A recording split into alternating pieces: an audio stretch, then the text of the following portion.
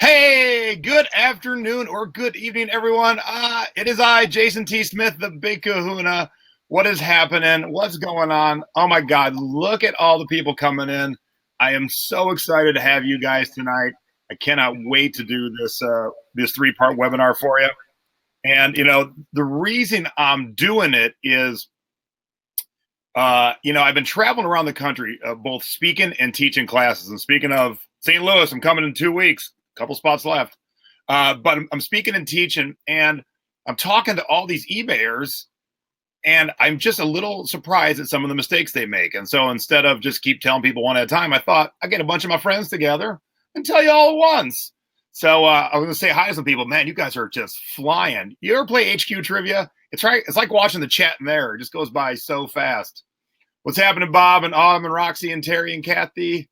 How's everybody doing? Charlotte, what's happening? Oh, Punky in Tucson. What's happening, Punky? How are you? Hello, Alan. What's going on, Lisa? Jeff? Oh, you like my shoes, Jeff? Just thrifted those fresh yesterday. Hell yeah, those are spectacular. If they were my size, I'd be wearing them too. So what's happening, everybody? Everyone excited? And don't forget, this is a three-parter. So tonight is obviously part two. Haha, just kidding. It's part one. So we'll be doing part one tonight and part two. That's right, tomorrow night. And then we'll finish up with part three on Thursday night. So, when I sat down to do this, I'm like, how many tips should I do? So 36 seemed like a nice round number, 12 a night. And then I split it up, half thrifting, half eBay. So if you're tuning in and you don't thrift, don't worry. We're talking eBay too, because I'm going to show you a multi-billion-dollar company that you all know, that you all have shopped at, that has made a grave mistake on their eBay listing. So you can be the smallest, newest seller with your first listing, or you can be a multi-billion-dollar company and not know what you're doing. And I'm going to show you one that doesn't seem to know what they're doing. So if you don't thrift, stay tuned for the eBay tips too, because they're going to be just as beneficial to you. Like I said, I travel the country and I'm seeing people make mistakes. Now, sometimes it's new sellers, and I get that. They're new. They haven't been taught yet. But I'm seeing some sellers who've been around like as long as I have or close to it, and they're still selling and thrifting like it's 2002. Well, hey, you got to join me and everyone else in 2018 because you're doing things from almost 20 years ago. You got to come with us. And actually, you got to look ahead.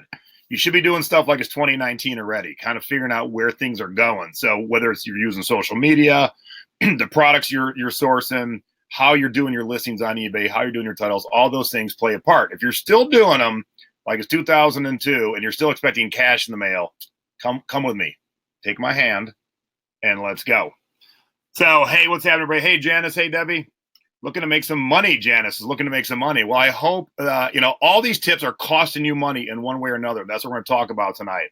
So why don't we kick it off and get going here? Who's got a cocktail? All righty. And I got mine in my Den of Sin glass tonight. Hello, everybody from the Den of Sin. All right. So let us get the presentation going. And do that. And if everything works out right, technology, be my friend, please. Hey, there we are. All right, welcome to 36 mistakes you must avoid if you are thrifting and flipping on eBay. All 36 of these mistakes are costing your business money. Some are going to be apparent right away, and some aren't. But just stay with me and listen, and then you will fully understand. So right now, I want you to stop what you're doing. I want you to gather around. And let me fill your cart with knowledge. So let's jump right off. So first we're going to do the thrifting mistakes. Thrifting mistakes number 1 through 6. First one, not stepping out of your comfort zone. Now, we all probably do the same thing. We go into the thrift store and we go right to our comfort zone. And I used to do that too. So let me talk about my comfort zone. In March of 2000, I started selling CDs. And by summer of 2000, I was selling 300 to 500 CDs a month. And so I was only thrifting for CDs. Now, of course, that expanded a little bit to cassettes and VHS tapes and DVDs and records. But for the most part, it was just media. Then 1 year later, I got into collecting tiki stuff. And so now I'm in the thrift store only looking for music and media and tiki stuff. So I'd go to the music section first, knock out the media, and then go look for the tiki mugs, and then I would leave. And then one day, and this was many, many years later, I had an epiphany. I'm like, oh, there's more money to be made in this thrift store. So is your specialty, is it the blanket and bed and linen section? Could it be the toy section? Are you well-versed in art? How about the short sleeve shirt section? Because that's where all the cool Hawaiian shirts are, like this one. And then you take the sleeves off. How are you at the pajamas section? The ladies' pajamas, more so than the men's. And the purse section. Fellas, are you shopping in the purse section? Because there is a lot of money in there. How about, do you know what sweaters to look for to flip and make money? Are jeans your jam? Or are you the guy or gal that's into electronics? Now, maybe not jeans, but maybe pants. Or are you like the guru at board games? Or how about glassware? So all those things are specific sections that I can shop in all of them now, because I know something, at least something in every section. Now, when I stepped outside my comfort zone and got away from just music and media and tiki, I found all kinds of weird and wonderful things that made me money. This is my first ever juggling clubs. But why I picked them up was because they were Cirque du Soleil branded, and they were $6, and they were they were online for a little while, probably about 4 or 5 months, and I sold them for $35. Now, also outside of my comfort zone is this dress. Now, I can thrift and sell Hawaiian dresses with ease, because the same rules apply to Hawaiian shirts that apply to Hawaiian dresses. However, past that, I didn't know much about dresses. So one day I was out with my friend Kim, who's probably in the chat, and she was kind of teaching me other dresses besides Hawaiian. So I picked up this Betsy Johnson for $5, and I sold it for $60. Now I'm hooked on finding other dresses other than Hawaiian. Now, I used to have a TV show. We're going to talk about that in a quick second. But when I had the show going, there were some online sellers that only sold fine men's wear. So just suits and sports coats. They sold nothing else. And they used to give me grief online all the time. This guy don't know nothing about sports coats, don't know nothing about suits. And they kept poking me. And I thought, boy, if you poke me one more time, I'm going to end up in your niche. And so, look, if I like you and you get married and I come to your wedding, I won't wear a suit or a sport coat. If you die and I like you and I come to your funeral, I still won't wear a sport coat. I will wear a sport coat to one place, and I'll show that in a second. But these guys kept poking me. So I said, screw it. One day I thrifted. I filled my cart. I took my iPad. I set it on top of the cart. I went over to the sport coat section, and I just looked up every single sport coat, looking for the good and the bad. And this was one of the things I found on day one. Now, you guys probably never heard of the Hughes Invitational, but you have probably heard of Howard Hughes, the recluse billionaire that used to live here in Vegas atop of the Desert Inn. He had a golf tournament twice called the Hughes Invitational, and these were the jackets he gave out to his friends to wear. Now, I would have not been in that section had someone not pushed me to get outside my comfort zone, but I found that this day. I bought it for $5. I took it to the dry cleaner to freshen it up, and the dry cleaner, who had lived in Vegas all his life, went, "Oh, I'm so excited to clean this. I know what this is." So when your dry cleaner gets excited about cleaning, you have found a cool thing. So I paid $5, and I flipped it for $300, my first sport coat flip. And then I got hooked on sport coats. Now, I actually could have held out for a little bit more. I probably could have got $400 for it. But, man, it was a quick flip, and I took it and ran, and I was so excited. So, also outside my comfort zone was bras. I don't wear one. My wife does, but I don't know anything about them. But a female friend said, "Hey, Jay, do you know big bras and big women's lingerie are worth good money?" And here's why. You cannot walk into a Walmart or a Victoria's Secret and buy a $38K bra. But, and when you get to that size, they're all special order. But you can often find them in the thrift store. So I started to get familiar with a brand called Artis. And Artis makes very weird sizes. They make like a 28, which is the width of the woman's rib cage, basically, and 28's tiny. They make a 28 double G, so tiny, tiny torso, big boobies. But I started flipping them for good money. They're not fancy bras, but they come in really weird sizes. So one day I'm in the thrift store, and I see one Artis, and I grab it, and I throw it in my cart. And then I see 2 and 3 and 4. And all suddenly, I'm supermarket sweeping all these bras into my cart, and a lady sees me, and she goes, "Hey, there's more down there." So I grabbed them all. So that day, I picked up 88 Artis bras at $2.25 each. And I sold them on average for $26 for a total profit after all my fees of around $1,400. If I had not got out of my comfort zone, I would have left $1,400 behind. None of us should leave $1,400 behind. So that's what you got to do to get out of your comfort zone. Now, when I got out of my comfort zone and started doing all these different things, I then started posting on YouTube, on Facebook, and other places.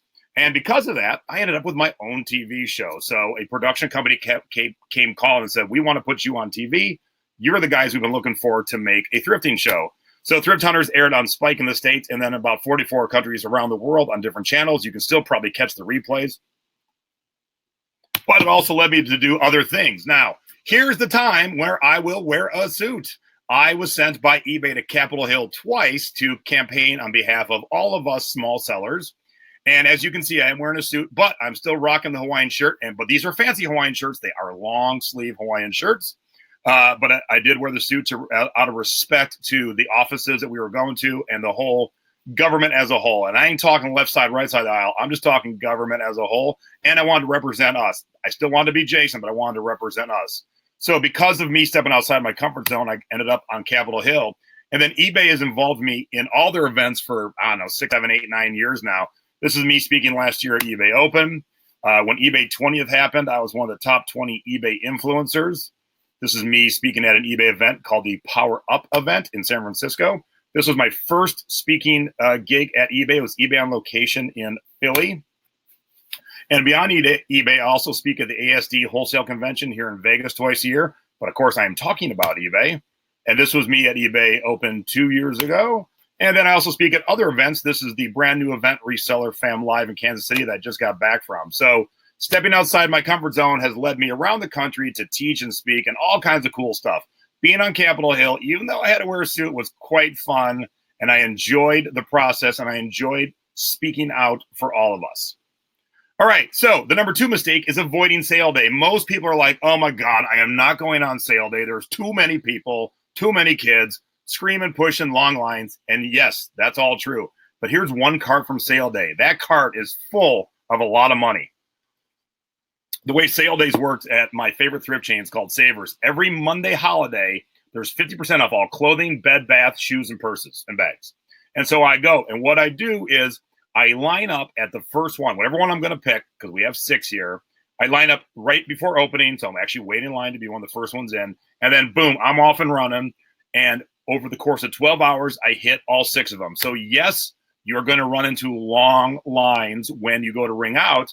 And what most people think is, well, I could start out at sale day, but I should probably quit by midday because all the good stuff is gone. Well, that's not true for 2 reasons. A, we all have different knowledge. But B, at least with Savers, they put out new product all day long. And so this is what happens at the end of sale day. Here's the back of my SUV, and then here is the back seat of my SUV. So from these pictures, this is from about 2 years ago, I can see a pre-Duffy teddy bear. I can see some Lisa Frank stuff. I can see some designer jeans. That's all stuff I picked up on sale day. So don't be afraid of sale day, and don't be afraid to go at the end of sale day, because also things might be cleared out that you can see more clearly. So what I want you to do is grab the family, take them to sale day, and show them a good time and have them help you. And as you can see, I was a lot fatter there. Holy cow, my belly.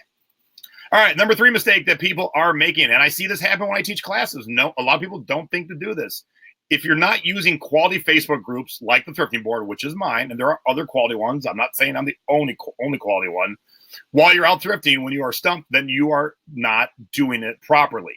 If you find something, now we expect you to do your own research first, even in the field, but if you find something that you have no idea what it is or if it's good or not, that's when you take a couple quick pictures and you pop it in the group. For example, I'm teaching a class in Dallas and we find this picture signed by the artist. Now, for the life of me, I cannot read what that says. To me, that says Clem Barker.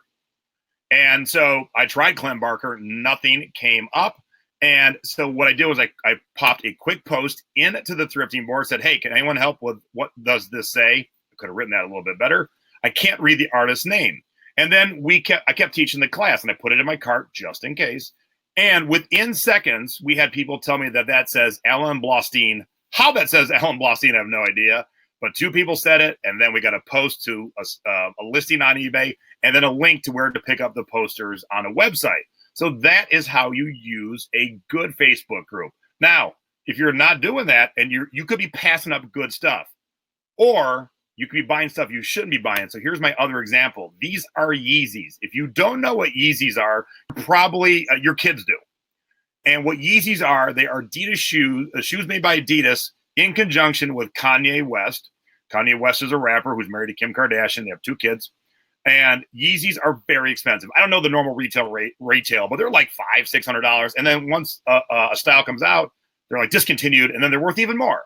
So Savers had 3 pair of Yeezys at $400. I did have a 30% off coupon, so there was going to be $300. But I don't know anything about Yeezys, so I took this picture, I put it in the thrifting board, and within 15 minutes, I had all these sneakerheads tell me these are not legit, and here's the reasons. And they were like, boom, boom, boom, boom. So they saved me from spending $900 because there was 3 pair here. Because if these were true Yeezys and I could get $500 or $600 each pair, I would absolutely drop $900 to triple my money. Hell to the yeah. But luckily, my peeps were there for me. That group, the thrifting board, and there are other good ones too, like I was saying, will definitely help you when you're in a pinch. I'm not a sneakerhead. I said that in the post. I don't know nothing about sneakers. I know the ones that fit me. They're called Skechers. That's all I know. All right, the number 4 mistake you're making is avoiding thrift stores in less than desirable neighborhoods, i.e. sketchy neighborhoods, i.e. the ghetto. Granted, everyone is not 6'5", 260 pounds like myself. I get it. If you're a small, tiny, older woman, you might not feel comfortable by yourself, but go with some friends. Yes, this is a bullet hole in the window of my favorite thrift store here in Vegas called Charleston Outlet Thrift. But there's always good stuff. There's good stuff to flip, and there's good stuff just to own. I found this pair of port and starboard lights at Charleston Outlet Thrift, the thrift store with the bullet holes in the window. If you see, that's a Coke can between them to show you how gigantic these are. Now, the ones I'm showing in the sales example are not the same ones. Those are a little bit older, but they're also smaller. So I paid $75 for the pair, and I could flip them, if I was flipping them, for $400 to $500. So had I not been thrifting in a less than desirable neighborhood, I wouldn't have found these. Now, my whole house is decorated tiki and nautical, so these are just staying here. But if you had found them and you weren't into tiki and nautical, you could flip and make $200 to $300 profit. And I always find good stuff in these sketchy neighborhood thrift stores. Don't be afraid of them, especially in the daylight hours. Nothing bad's going to happen. All right, the number 5 thrifting mistake is not getting to the new racks immediately. Okay, so you're thrifting around the store. The new racks come out. Now, I've been thrifting with friends, and I notice the new racks come out, and none of my friends notice. And so here's how they're losing money. There is good stuff on the new racks. Everything that's already out has been out for at least a while. So it's probably been combed over a few times. Yes, there's still good stuff that's out, but the new rack is fresh. Be the first one there. And why do you scream? New stuff. Because it scares others away. Can you imagine me running at that rack going, new stuff? You would be frightened, and you would probably wait till I was done. Now, if I didn't do that with this rack, I would not have found this Echo Unlimited shirt. Now, Echo Unlimited was a 90s urban brand, and they did a lot of co-branded stuff. They did a whole line with Marvel Comics. So here's Spider-Man fighting the Green Goblin, kick-ass shirt. And had I not ran right to the new rack, I would not have found this shirt. And I paid $5.60. I listed it, and 24 hours later, I sold it for $56, 10 times what I paid for it. So if you're not, and there's not just racks of clothes, there's also, so if you don't do clothes at all, there's also carts of stuff. When you see that new cart, that new rack, you just stop what you're doing and go right to it.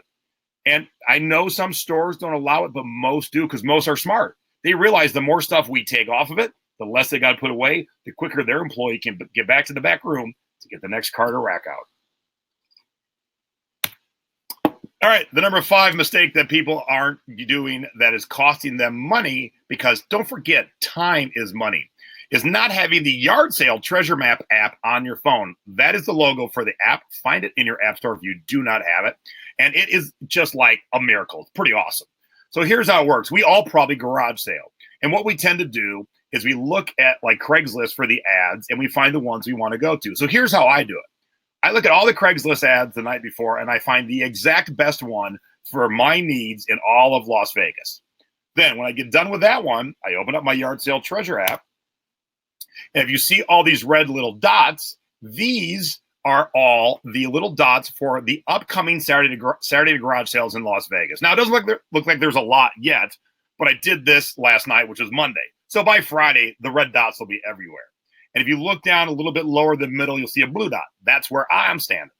So once I've got to the garage sale I want to get to, and I've shopped it, then I open up my app, and I can then tap on anything near me. And the first tap tells you the title. This one says garage sale, moving sale. And then when you tap again, it gives you the description. I'll be selling a bunch of musical equipment, including guitars, guitar cases, amps, mixing boards, pedal boards, and pedals. So if I was a guy into flipping guitars and pedal boards and pedals, heck yeah, I want to get to this sale next. And to make life super duper easy for you, from this app and from this screen, you touch the map, and you can open it up in Google Maps or Apple Maps, and it takes you right from where you're standing to the garage sale. So you don't got to worry about flipping back and forth between apps. And so if you're not using this app, you're wasting time by bringing up Craigslist, then bringing up your maps. This does it all for you automatically. So yes, it pulls it all from Craigslist. So on the flip side of this, as a little bonus tip, if you're having a garage sale, have a great title and have a good specific list of what you're selling, because other people are using this app too. And so you want to make sure that don't just put garage sale, lots of stuff, come get it. Be specific like this ad did.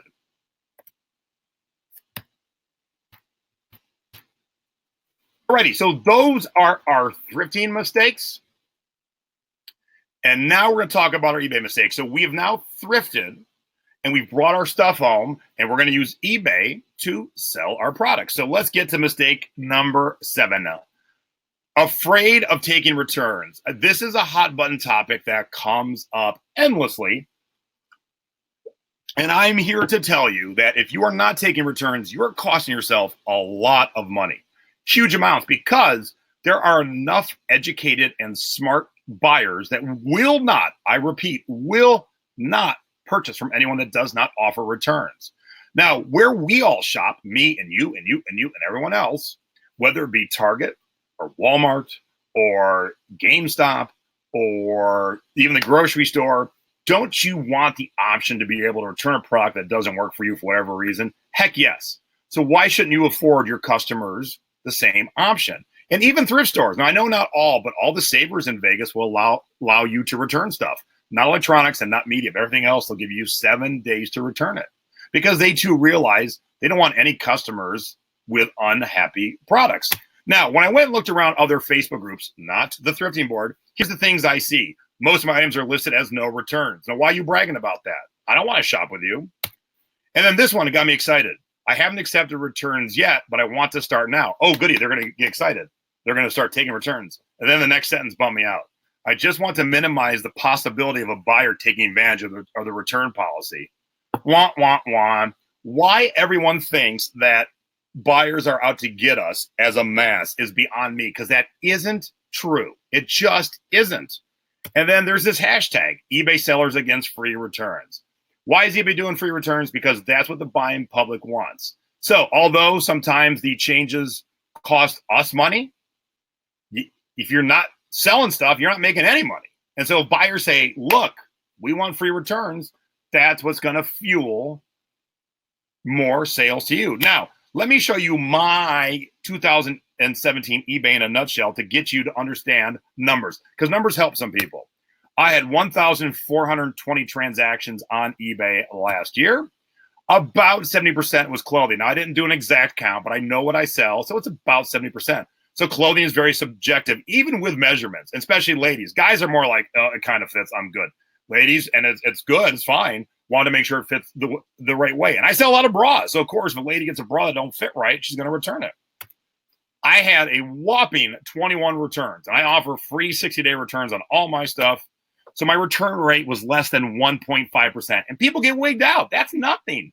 Now, let's think about this. I'm going to give you one other sets of numbers so you can really, really appreciate how few and far returns are and how few and far people who abuse the system are. Are there people who abuse it? Yes. Do we get returns? Yes.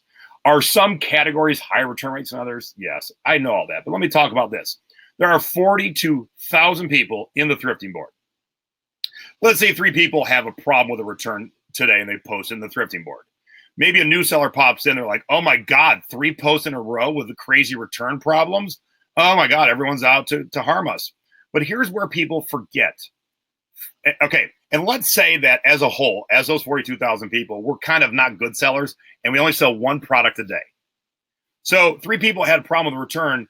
Everyone forgets about the 41,997 successful sales. At a minimum, we're selling 42,000 products a day as a group.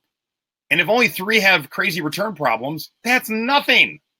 Nothing. So people who don't take returns, you're costing yourself money because there are plenty of buyers, not all buyers, but plenty of buyers who will not shop with you ever. Now, here's some examples why you should take returns. I found these vintage Levi's with all the tags. And boy, there was a lot of tags. Sold them for 80. And the second I sold them for 80, I'm like, man, I took way too low of an offer. Why did I do that? But whatever. Sent them out to my customer. And once you know it, 4 days later, I got a return request. And I have never been more excited to get a return because the buyer returned them. I turned them around. And the next week, I sold them for $120. Ooh, excuse me. Another example, more current. That was about a year ago. My friend Kim, who helped me with the dresses, she sold this kick-ass cowboy shirt for $80. She was all excited, sold it, and then the buyer called and said, it doesn't fit me right, I'm returning it. So she was very bummed. So the buyer returned it. She turned the price up and sold it like a day and a half later for $125. So when you get a return, price it higher. You'll sell it for more, especially if it's something cool and collectible, like this kick-ass cowboy shirt or vintage Levi's with all the tags. All right, mistake number 8. That costing you yourself money, never looking at your own listing on your phone. Have you guys looked at your listings on your phone? Because if you haven't and your listings don't look good, you will never know. And buyers who shop on their phone, and that is more than 50% of all transactions on eBay are done on the mobile. Buyers who shop on the mobile and they see like this messed up listing, they'll just move on. So although it's not money coming directly out of your pocket, you just won't ever see it. You won't ever know that you lost those sales, but trust me when I tell you, you've lost those sales. Now, I'm in the thrift store the other day and I find a 4-foot-tall Melissa and Doug giant giraffe, and I want to see what they're selling for. So these top 2, one sold for 81 and one sold for 106, and that's a good picture. They're showing this little kid next to a 4-foot-tall giraffe. Gives it a good scale. Now look at the third picture. That is the exact same giraffe, but look how tiny it is. And guess who sold that little shitty tiny picture? That's Target. Target, expect more, pay less. They have sold 31 of these. So don't cry for me, Argentina. Don't cry for Target. But not only is their picture stupid small, and you guys are probably watching this on a computer monitor, so think about looking at this listing on your phone. Look at their title. Their title's all messed up too. Melissa and Doug, ampersand, pound, 174, semicolon. What a horrible title. Who's ever running Target's online sales through eBay should be fired or trained better. I could train them better. But tonight, when we're done, go look at your listings on your mobile and see what's going on. Here's another bad example. Here's a Pyrex listing. Now, again, right now, if you're looking at a computer, it might not be so bad. But here's a picture of my assistant holding my phone. That font is so small and squished to the right. Think about people with glasses. Think about people with older eyes. Think about me. 4 years in a row, I've gone to my optometrist, and 4 years in a row, my eyes have gotten worse. I needed new prescriptions. So the smaller your writing is, the harder it is for your customers to read. They're just going to stroll on.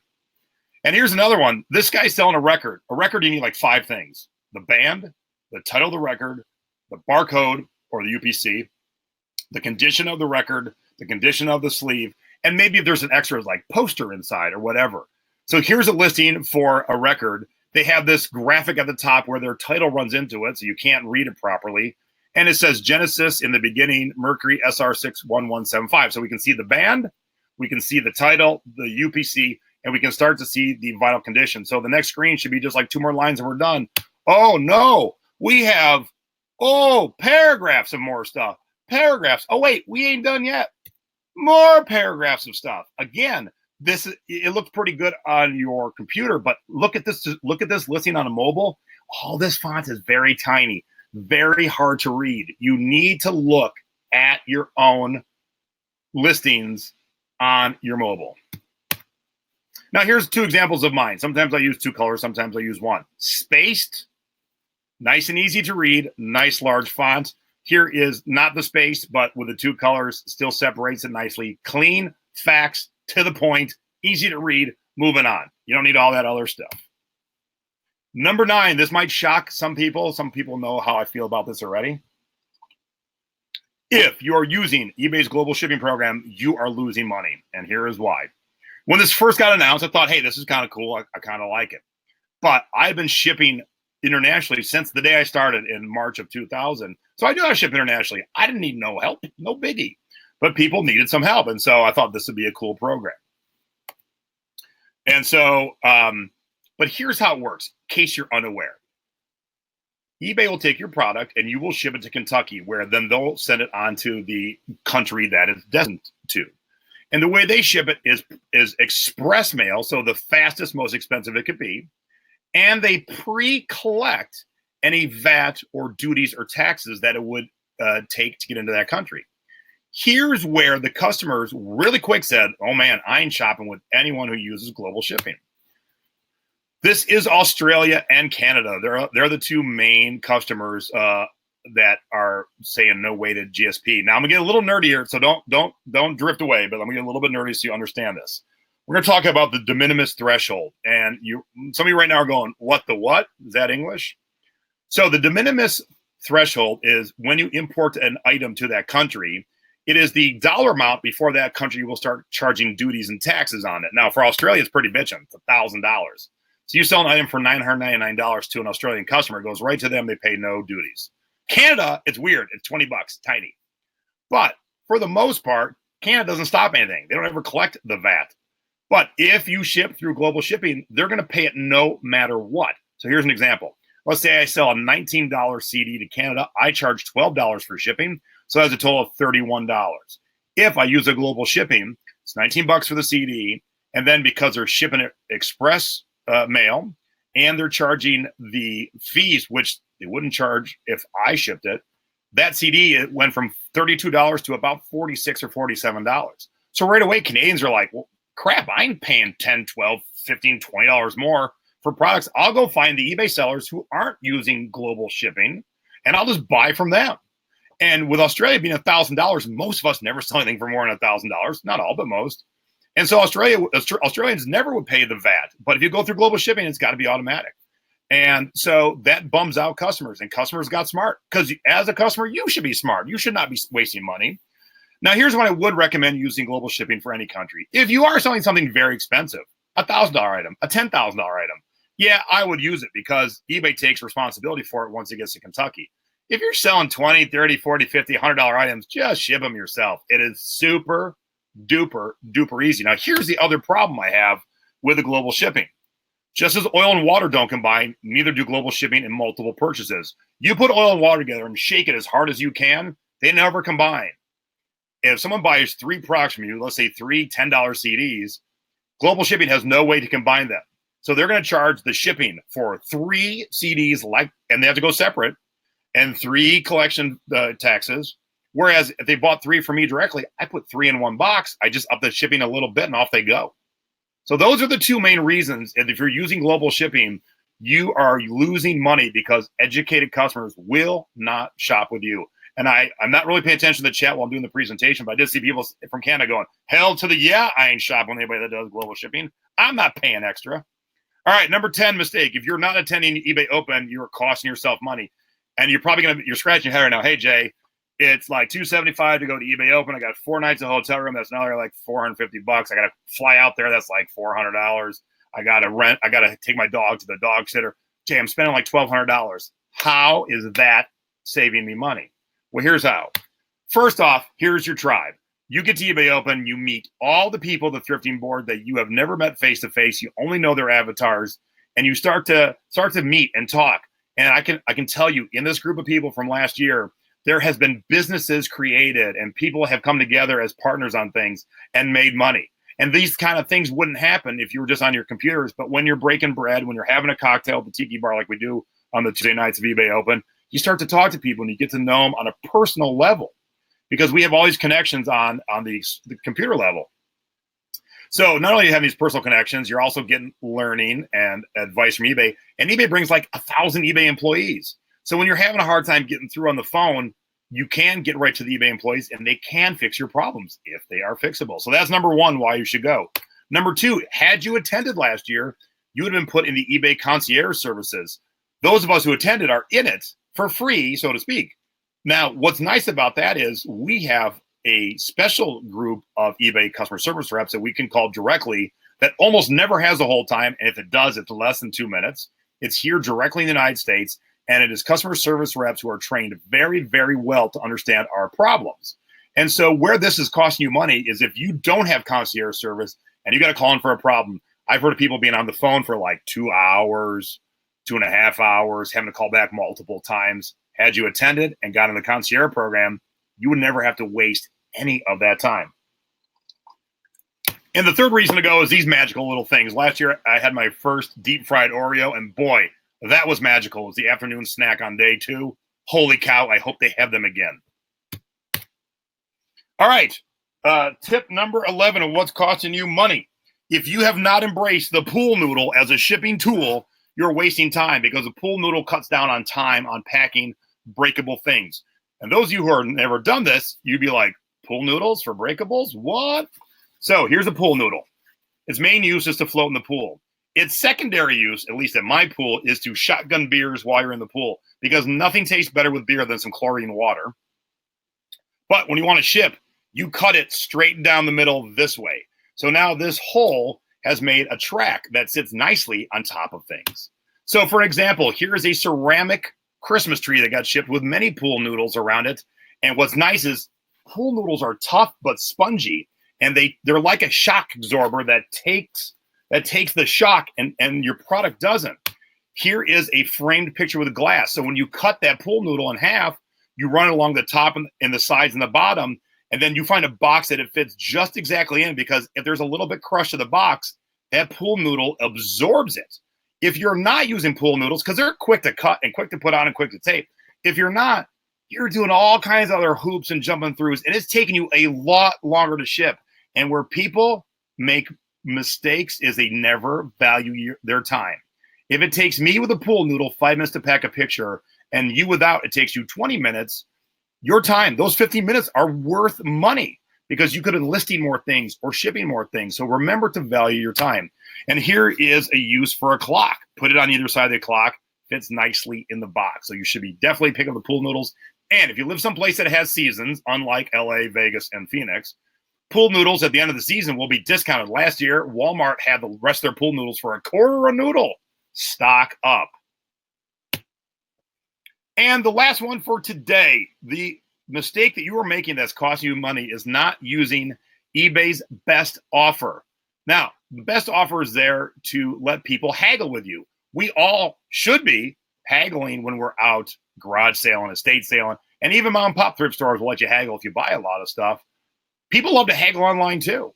So the way I do it is if a product sells for, let's say, $10, I mark it 20% higher. So I'll mark it for $12.40. Then if I have a 20% off sale, I really am not having any sale, but my listings look like I'm having a sale, and people love a sale. But if I go a 30% off sale, it looks even more grander, but I'm only really having a 10% off sale. And if I go crazy and have a 50% off sale, I'm really only having a 30% off sale. So when I'm having these sales, people also can make offers. So if I'm running a sale, people can still make me an offer. I just want to make sure that I get in the right price point. So I like to combine the make offer with running the sale, and because people feel like they've got a deal and maybe they feel like they got one up on you. But if you're still coming in right around your number or just a little bit less, then you're all good. It makes them get excited. Now, here's how I use best offer. The last new one of this Blade Runner box set sold for $65. New seal. I had an open one in like new condition. So I listed mine at $100 or best offer. Now, that might seem nuts, but I'm like, you know what? You got to put it up there so you can haggle. And so the last new one sold for $65. Well, someone saw my $100. They thought they'd throw a crazy low offer, and they offered me $60. Heck yeah, I took it. I sold an open version for only $5 less than someone sold the new version for. But you know what? My customer felt like they just saved $40 by using best offer. But did they? Not really. They could have had a new one for $5 more. But it felt to them like they got a deal. So that's how you have to use best offer. I am shocked when I see people don't have best offer because I like to haggle. Right now, I just bought a gift for a friend. I ended up saving like $4, but we went back and forth like 5 times. Like I gave 2 offers, they gave me 3.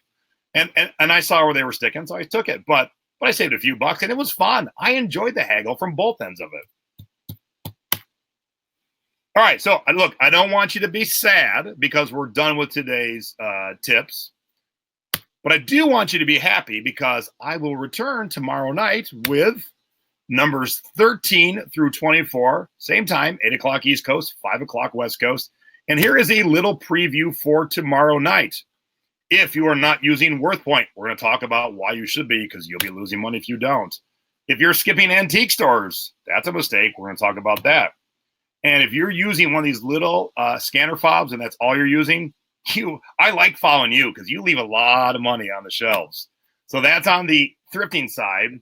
On the eBay side tomorrow night, we're going to talk about feedback because, man, people in feedback is like people in returns. They get all wigged out. They don't have to be wigged out, but there's some tips and tricks that you should be doing because if you're not, you're costing yourself business. Bonanza. If you only know Bonanza as the place where Hoss resided, then you're also missing out on sales. We're talking about Bonanza tomorrow night. And then the eBay shipping supplies. If you have an eBay store, I see people make the same mistake over and over and over and over, and it'll cost you and them money. So we want to make sure that you don't do that. All right, let's talk questions, and you give me some questions, I'll give you some answers. Cheers. Thanks, everybody, for tuning in. Hey, I just want to tell everybody. Read me questions. Tell them how to do questions so that they show up with the red dots. Okay, so I forgot how to do them. Let me see here.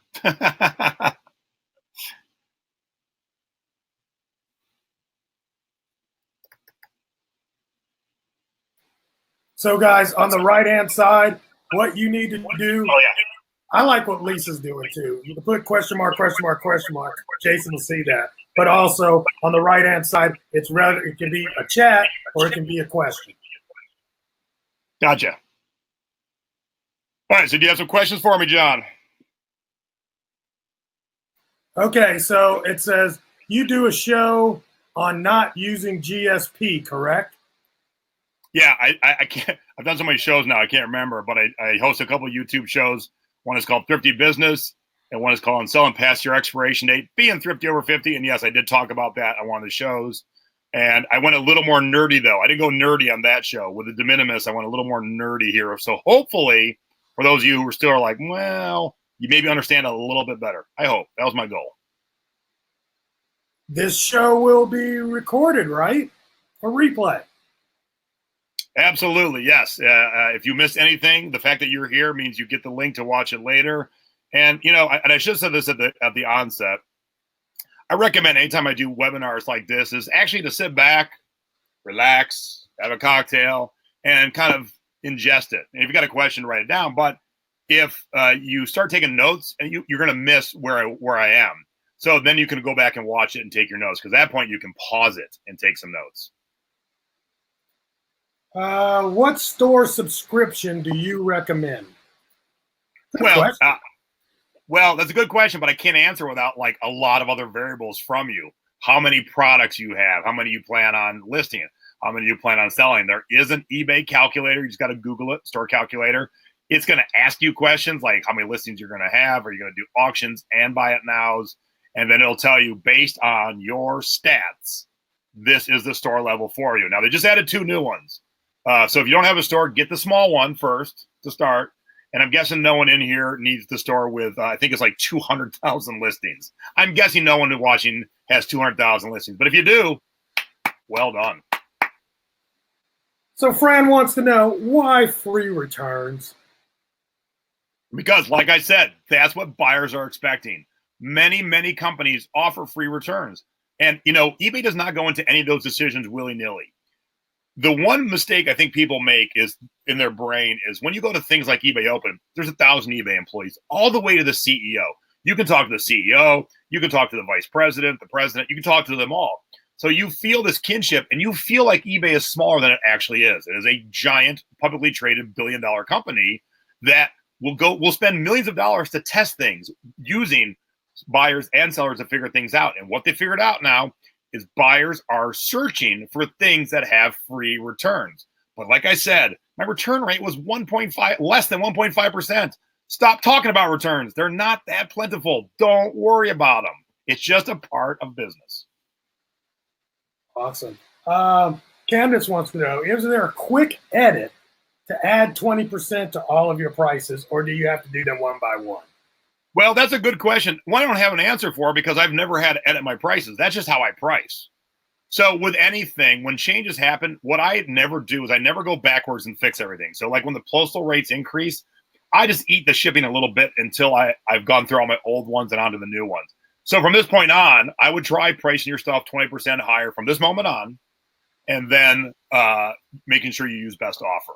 But because I don't think there is a way to do it percentage-wise. I really don't, but I've never had to do it. So it's one thing I never had to do. I don't know, but I don't think there is. Sorry, that's not a better answer. How has thrifting changed in the last 20 years?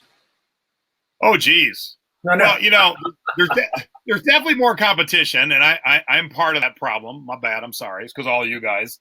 But there's also a lot more thrift stores. They're cleaner. They're more organized, and it's kind of cool. I thrifted when I was in high school, and I never told any of my friends I thrifted. I would have been like, hey, nerd.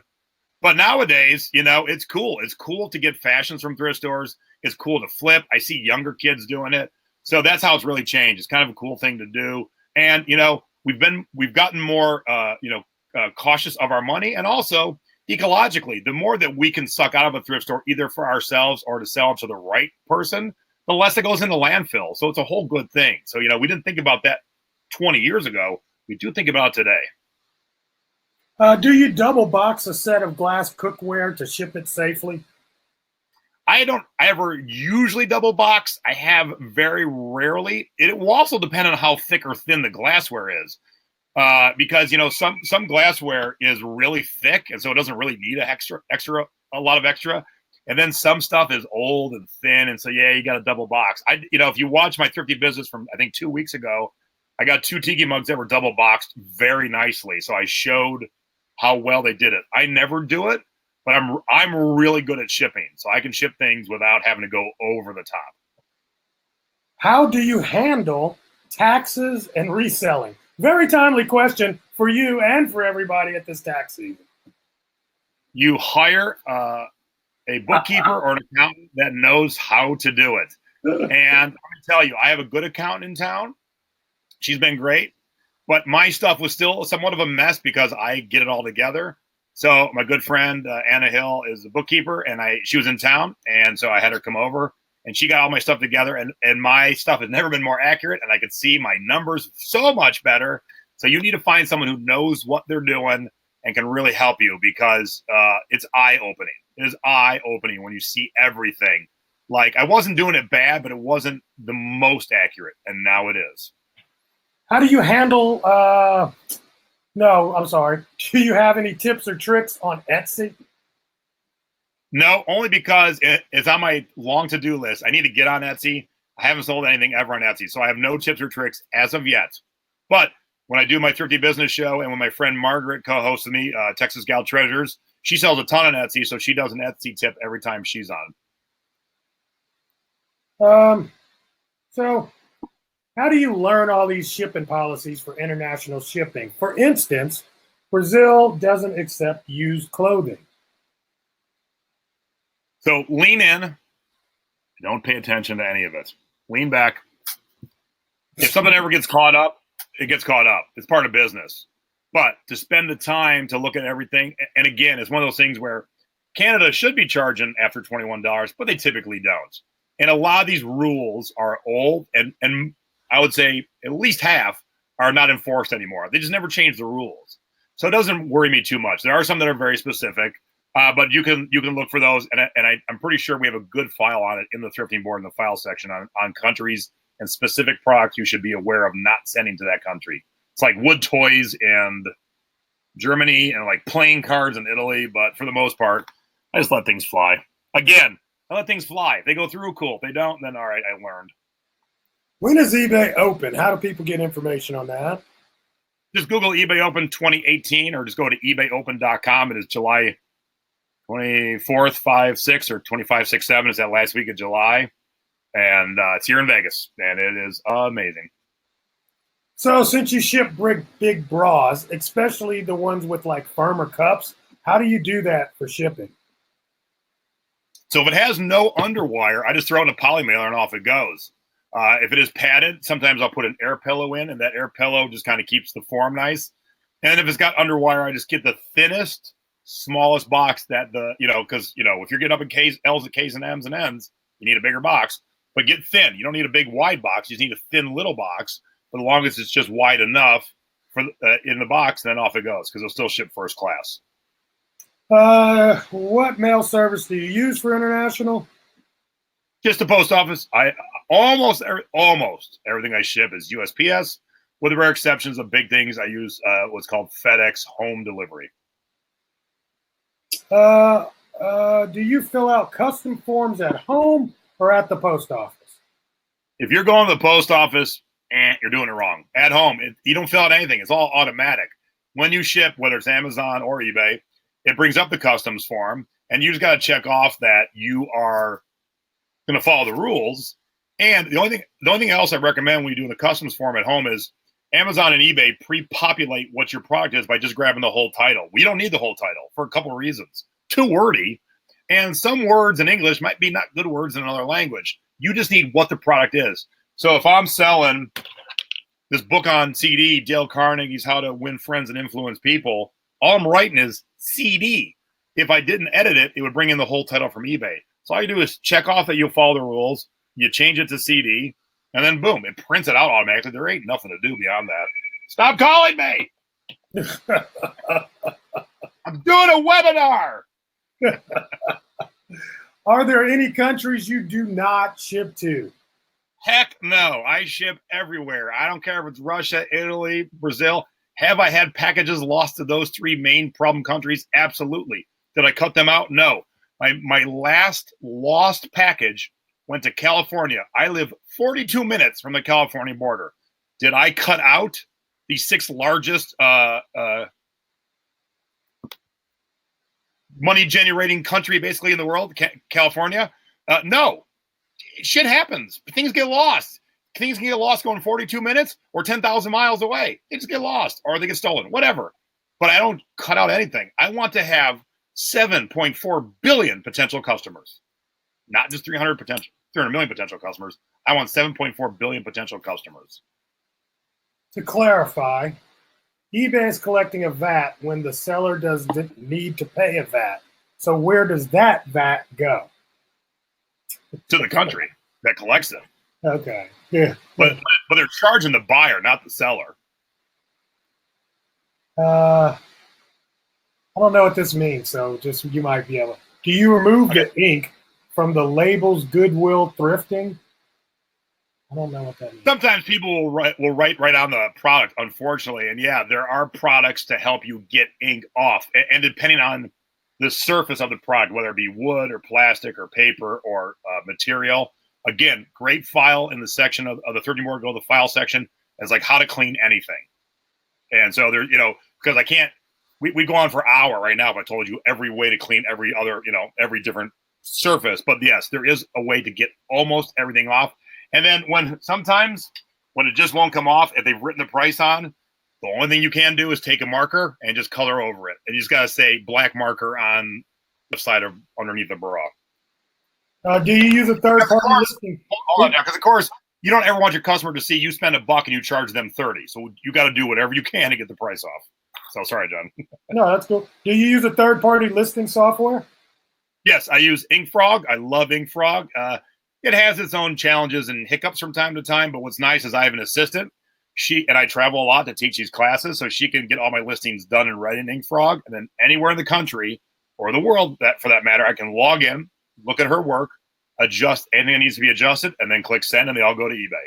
And what's nice about a third-party lister is anytime, and you've all had this experience, anytime you're trying to list on eBay and there's some hiccup with eBay where the listing won't go through or the pictures disappear or whatever, When you use a third-party lister, for some reason, they always squeak right on through, and it never gets hiccup back to me, ever. Costs money, but the headaches I've saved and the time I've saved, it is so worth it. Do you set the parameters on best offer? No, never. Because what if you set a parameter of like, oh, hey, what happened? Hey, I'm back. If you set the parameter of decline anything under $20, what if someone offered you $19.50? Did you really want to lose a sale for 50 cents? No. And sometimes I run sales and it would go below my parameter. So I never set the parameters. I think I've said it like 4 times. When I have $1,000 chairs I'm selling, and I take maybe 800 at the lowest, but I'm not going to entertain $100 offers. So when I'm selling $1,000 chair, yeah, I'll use them then. But for anything else you see behind me, heck no. This is kind of cool. I don't know. You go to ASD. Do you ever buy at ASD? No, I walked ASD, and what I realized at ASD is that's not what I want to do. I love thrifting because thrifting is a treasure hunt. You don't know when you're going to find some kick-ass Union Jack shoes, or you don't know when you're going to find a Kraken, or you don't know when you're going to find a pink tiki. But if you go to ASD and you order 1,000 widgets, you're getting 1,000 widgets. Now, you're going to sell those 1,000 widgets, and you might make more money than I make, but I don't feel fulfilled. And so I want to enjoy life when I work. And so I like thrifting because you never know when you go around the corner and there's the Holy Grail that's going to make you a lot of money. Or there's the Holy Grail you're looking for yourself. You don't find Holy Grails when you're ordering wholesale. It bores me to tears. When is it too big to ship? It never is, because there's options. You can use Greyhound. You can use U-Ship and have semis show up. You can use an app called Roadie. So I've got a friend in Seattle who's flipped 1-ton pieces of machinery. Well, you can't put that in a padded flat rate, but you know how to, use U-Ship where shippers will bid on your product to pick it up. Semi shows up with a forklift, puts it on the back, takes it away. So there's nothing ever too big. And if you watch the show I do with my mom, Selling Past Your Expiration Date, being thrifty over 50, you'll see my parents buy the biggest, most insane stuff: water skis, snow skis, all kinds of giant stuff, and they ship it all the time, all over the world. Let's see. On the yard sale app, do you use the free version or the paid version? Funny, when I was putting this together last night and I was playing with it to get those screenshots, I didn't realize there was a paid version until last night. So to answer your question, I've only been using the free version. Man, I tell you, the questions are coming in fast and furious, like literally. Okay, how do you handle lowball offers? Just counter. Look, and this will be one of the tips tomorrow or the next night. So I'll go into more depth, but just counter. Always counter. Always. Someone's came to the table with money. May not be what you want yet, but if you strike down the conversation, you'll never know if you're going to get that sale. So if I can't go to eBay Open, because of the timing or whatever, what would be your second choice of a show to go to? Well, I love Ecom Chicago. It's in October in Chicago. I'll be there. Probably John will be there. A lot of great speakers. They got a bunch of new speakers this year too, some young ones. So I've loved being a part of it, being a speaker, but also being a participant at Ecom Chicago. It's a great run event, and we have a real good time there. Yeah, absolutely. Is it worth picking up cool vintage clothes that I have? Well, can't answer that question. It rolled off the screen. That's how fast they're coming in, man. But I will tell people, one of the things is we will get a printout of all of it, for lack of a better term. We will download all of these questions, and I will definitely get them over to Jason, and they will be answered at some level soon. All right. You can bulk edit, increase price by dollar or percentage. Yes, you can. I guess that's an answer. Thank you. Yeah, see, something I've never done. So now I know. Thank you. Okay. Do multiple 10-day listings generate more sales than 30-day buy it now listings? Yeah. It's not 30 days, not 10-day over and over. It is good till cancel. All you who do the 10-day over and over, the 30-day over and over, eBay has said that just does not really have any effect. And so I just let my stuff go. And, When I see things are hanging around too long, then I'll jazz them up. But I'm busy. I got a lot of shit to list. So to keep having to relist things, it takes time. Time is money. Good till cancel. Let it fly. All right, this might be your last one. You're coming up on it. So is it better to do 7-day or 30-day returns, or does that matter much? Neither. 60-day returns. Because here's why, too. If you offer 60-day free returns, and then the people who aren't on this webinar aren't, when people are searching on eBay, because I am the guy who ships it quick, who offers free 60-day returns, eBay gives all that stuff weight, and it puts you higher in the search when people are using best match. And so if there's 10 people selling the same thing, I'm going to be closer, if not the number one, but close to the top. And because I'm the guy giving the returns, I'm the guy that ships it within 1 day. And so if you're not, even if you're offering 14-day returns, because I'm offering 60, I'm going to be higher up. And then people can select. They're like, I only want to see sellers who are offering 60-day returns. I've always offered 60 since that was an option. When eBay tried 90 two or three Christmases ago, I did 90 that Christmas, and I got one return the whole Christmas season. And I had a kick-ass Christmas, too, in sales, in terms of sales. Brilliant, bro. You're at 101, so say goodbye, Jason. Goodbye, Jason. See you guys tomorrow night, 8 o'clock East Coast, 5 o'clock West Coast. Tune in for part 2 of the 36 mistakes you're making to cost you money.